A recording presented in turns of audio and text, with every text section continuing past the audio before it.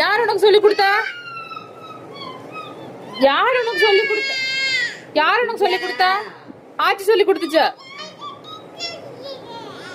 ஆச்சி உனக்கு சொல்லி கொடுத்துச்சா? எப்படி கூப்பிட்ட? ஏ திவ்யாவா? இங்க பாரு, என்ன எப்படி கூப்பிட்ட நீ? திவ்யா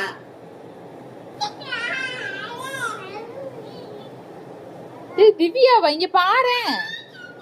திவ்யா ஏ திவ்யா திவ்யா தீன்னு வருது. அவ திவ்யா கரெக்டா திவ்யான்னு கூப்பிட்டாப்ல.